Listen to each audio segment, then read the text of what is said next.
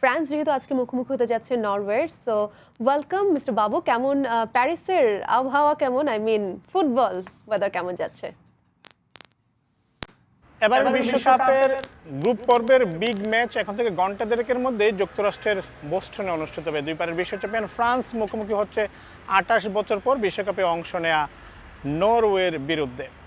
ফ্রান্সের ফ্যানজোনগুলোতে ইতিমধ্যেই ফরাসি ফুটবল সমর্থক যারা রয়েছেন তারা সমবেত হওয়া শুরু করেছেন এবং থেমে থেমে তারা সেই ফ্যানজোনগুলোতে ফরাসি জাতীয় সঙ্গীত পরিবেশন করছেন এবং তারা প্রত্যাশা করছেন যে আজকের ম্যাচে নরওয়ের বিপক্ষে জয়লাভ দিয়েই গ্রুপ পর্বে চ্যাম্পিয়ন হবে ফ্রান্স।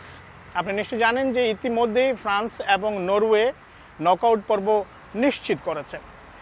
ফ্রান্সের দলের সবচেয়ে আলোকিত অর্থাৎ ফ্রান্সের ফরাসি ফুটবল দলের রাজপুত্র যাকে বলা হয় কিলিয়ান এমবাপ্পে, সেই কিলিয়ান এমবাপ্পের দিকেই আসলে এই আলোটা সবচেয়ে বেশি।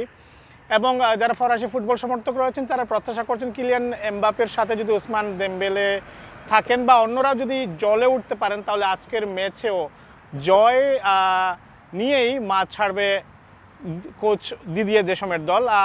কোচ দিদিয়ে দেশম তার মায়ের মৃত্যুর জন্য তিনি আজকের ম্যাচে সরাসরি উপস্থিত থাকতে পারছেন না। তিনি ইতিমধ্যেই মায়ের অন্ত্যেষ্টিক্রিয়া অংশগ্রহণের জন্য চলে এসেছেন। তবে দিদিয়ে দেশম ছাড়াই আজকে কিলিয়ান এমবাপ্পেরা নরওয়ের বিরুদ্ধে মাঠে লড়াই করবেন। এর আগে 2014 সালে নরওয়ের বিপক্ষে ফ্রান্সের শেষ দেখা হয়েছিল এবং সেখানে 4-0 গোল ব্যবধানে ফ্রান্স জয়লাভ করেছিল এবং সর্বশেষ যে 6 ম্যাচ হয়েছে সেখানে 3টিতে নরওয়ে জয়লাভ করেছে এবং সেই 6 ম্যাচের মধ্যে 5টিতে কিন্তু আবার ফ্রান্স জয়লাভ করেছে। সেক্ষেত্রে ফ্রান্স সব দিক দিয়ে এখনও এগিয়ে রয়েছে।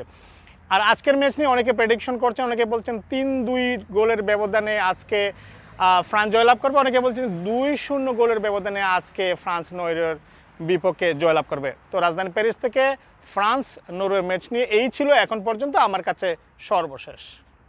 Thank you so much Lutfur Rahman Babu. তিনি প্যারিস থেকে আসলে সরাসরি বলছিলেন। ইয়েস, প্রেডিক্ট করাটা কিন্তু আসলে মুশকিল, যেখানে ফ্রান্সকে তো ওয়ার্ল্ড কাপে তাদের স্ট্যাট অনুযায়ী এগিয়ে রাখতেই হয়, গতবারের রানার আপ আফটার অল। অন্যদিকে নরওয়ে 28 বছর পর ওয়ার্ল্ড কাপে খেলতে এসেছে, কিন্তু পার্থক্যটা মনে হয় একটি নাম করে দিচ্ছে, আর সেই নামটি হলো আর্লিন ব্রাউট হাল্যান্ড।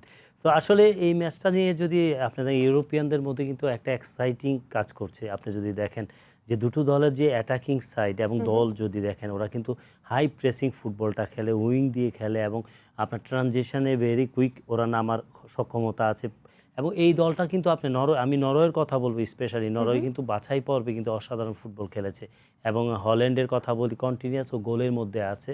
সো আমার মনে হয় যে এই ম্যাচটা আপনার এমবাপ্পের কথা আমরা বলছি, এমবাপ্পে কিন্তু এই ম্যাচের জন্য নরওয়েনদের বোতলবন্দির মতো করে ফেলতে পারে আমার কাছে মনে হয়। এবং যে ডিফেন্স লাইন ওরা যদি তাদের বেস্ট পসিবল প্ল্যান করে যে অন্তত এমবাপ্পেকে কিছু করতে দিবে না এবং ডেম্বেলে আছে দুজন, এই দুজন কিন্তু অ্যাটাকিং সাইডে ফ্রান্সের একদম মানে কী বলবো ডেঞ্জারাস সেরা অস্ত্র। আমার মনে হয় যে এই ম্যাচটাকে নিয়ে অনেকে অনেকভাবে বলছে যে ফ্রান্স জিতে যাবে সহজে। আমার কাছে মনে হয় যে না, একটা কম্পিটিটিভ একটা মানে অনেক শক্ত একটা প্রতিদ্বন্দ্বিতা আমরা দেখতে পাবো। অন্যদিকে গোল মেশিন হাল্যান্ড তো আছেনই।